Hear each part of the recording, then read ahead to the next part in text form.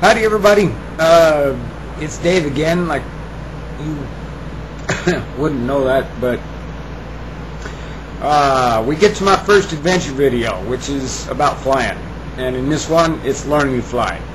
Not getting into any great detail about that, I'll do that on another one, but this is a foundation. This isn't going to be really great, but this is a foundation for some other adventure videos about flying, so you know where this comes from. Starting out, as a kid, I always loved flight. I would read every story I could get my hands on about flight. I would play with those little model balsa wood airplanes. I would make model airplanes. I would go into the hobby shop and drool over the remote control aircraft, which I couldn't afford, and so on and so forth. Well, after my injury, I could save up some money, and then I could afford, some of these remote control airplanes. So I started learning to fly things for real there. Then they came out with the flight simulators on the computer, and I started getting involved with that. And then there was a program that some people wrote called Air Warrior, which is a World War II air combat simulator. And I jumped into that with both feet. And it was a great program, but it was imperfect. They had, for example, instead of actually hitting the other airplane they were shooting at, they had a hit bubble. And if you hit that area, the computer would randomize where your bullet had hit the other airplane. So you couldn't shoot at a specific part of the airplane. You were just shooting at an area. A few guys thought they could improve on that and went off, started their own company, and wrote their own software, and it had a much more realistic flight model, and it actually tracked your bullets that you shot through the air, and if you hit the other airplane, it registered the hit in that area of the airplane. So for example, if I was shooting at the other guy's wing root right next to the fuselage, it would register the hit on that wing root. That game was called Warbirds. And my handle on these games was Gila Monster. There was another guy. I spent most of my time getting killed on these games, on that game, because the flight model was so realistic. Those planes were hard to fly. And there was another guy. I was getting chased around by a fellow one time. He was trying to kill me, and I was doing my best not to get killed. And all of a sudden, this other guy comes zooming in and shoots down the guy that's chasing me and saves my ass. And his handle is Troy Boy. It turns out he's also new to the game and getting shot down a lot. And so we paired up. And as a team, we did okay because we could watch each other's backs. So,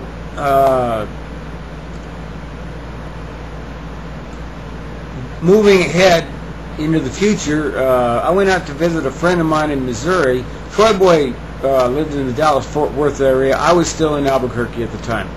I went out to visit a friend of mine in Missouri and thought, you know what, I'm going to see if Troy Boy wants to meet me. And so I called him up, and yeah, he said okay. So I rearranged my schedule a little bit and went on down to Dallas-Fort Worth for a couple of days at the end of my trip in Missouri. And Troy Boy had done something awesome. He'd set up what they used to call a discovery flight, which is where you go up in an airplane, in a small airplane, with a flight instructor, and you get to fly the airplane around a little bit. Now the flight instructor takes the airplane off, but not too long after you take off, while you're still climbing out, hands the controls over to you, and you get to fly the airplane, and he'll tell you where to go and what to do and all that.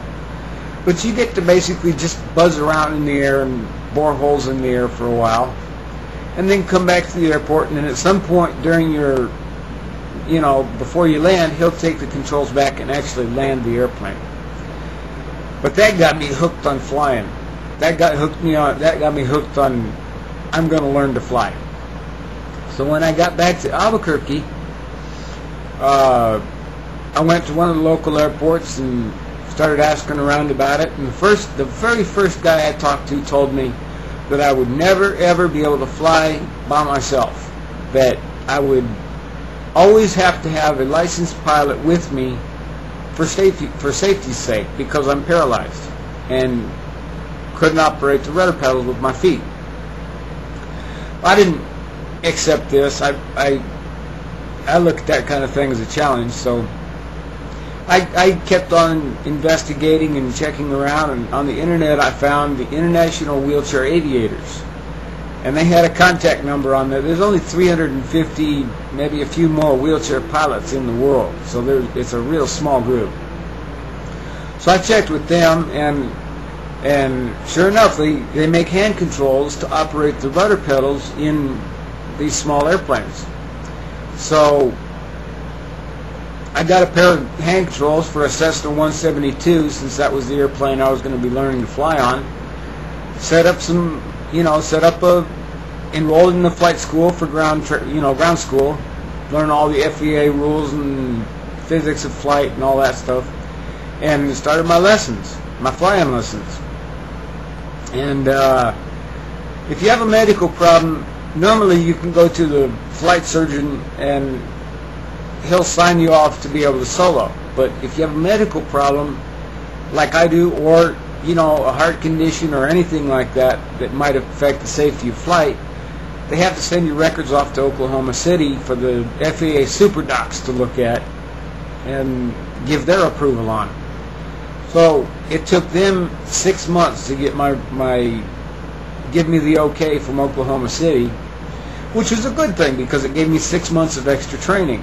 And I got to learn a lot of extra stuff. I mean, I got in stuff most pilots don't get in their private pilot training, like spin training, recovering from a spin, and things like that. If the airplane is totally out of control, learning how to regain control of it very, very quickly. So then we go.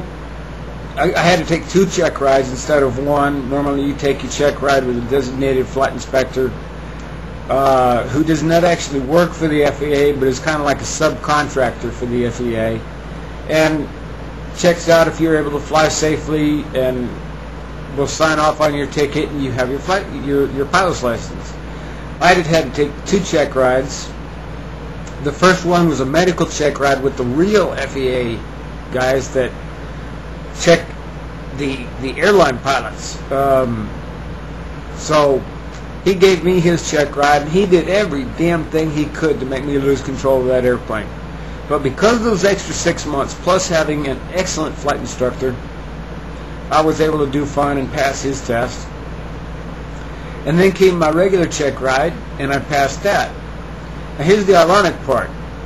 The guy who signed my ticket, the designated flight inspector who signed my ticket, is the exact same man who had told me when I first asked that I would never ever be able to fly without another pilot in the airplane. Very nice guy, nothing wrong against him.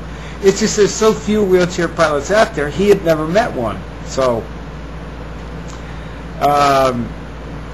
anyway, I got to have that. That's not really all that great a story, but I got my pilot's license, got to fly all over the place, and I'll have more stories about flying with that, but that sets the foundation for those stories to come, and they're not going to come boom, boom, boom in a row. I'm going to spread them out as I think of them. But one of the things I would like y'all to check out, you don't have to donate to this or anything, but it is a great program that I got to participate in as a wheelchair pilot. It's called, if you go to your Google bar and you type in Challenge Air, 2 words, Challenge Air, it'll take you to their website. I think it's www.challengeair, all one word, all lowercase, .com.